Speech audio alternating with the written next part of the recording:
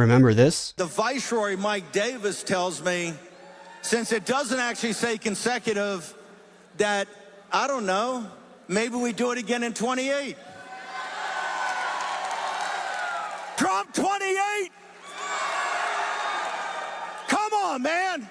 That was MAGA acolyte Steve Bannon back in late December of 2024, before Trump's second inauguration, calling for a third term for President Trump, who, if you remember, was pardoned by Trump in the final hours of his first presidential term for his federal crimes of defrauding Trump supporters who donated to a fundraising campaign to build a wall at the southern border.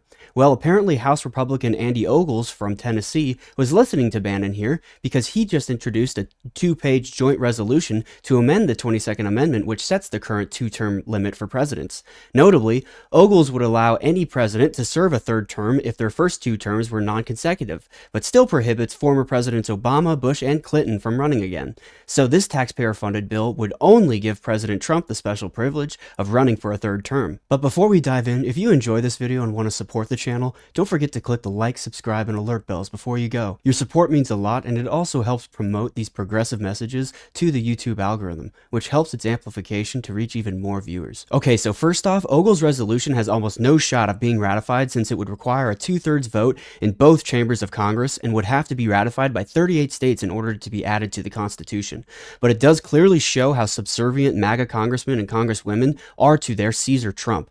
Introducing this is another patent example showing the disdain current Republicans have for the Constitution. Their drive to destabilize American institutions, relations, and organizations is all-consuming in their pursuit of raw power. Ogles, a member of the House Freedom Caucus alongside seditionist Andy Biggs and Jim Jordan, who voted to overturn the 2020 election because Trump told them to, also faces a potential House Ethics Committee investigation for his campaign finances, surprising no one since campaign finance violations and campaign misconduct among Republicans are now badges of honor they wear, since their MAGA Caesar Trump was convicted on 34 counts of concealing election fraud.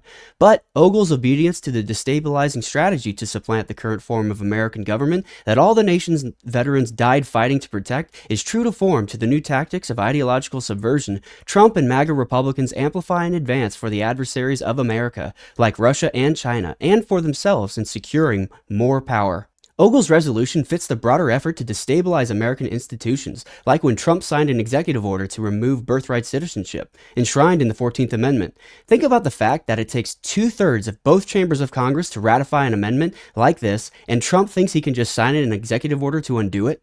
His and MAGA's disdain for American institutions is manifest. He regularly targets the press by calling them fake news, enemies of the people, and suing media outlets and pollsters he doesn't like, thereby attacking the First Amendment that plainly says Congress shall make no law abridging, which means curtailing, the freedom of speech or of the press, which courts have ruled to apply not only to Congress, but also to the executive and judicial branches as well.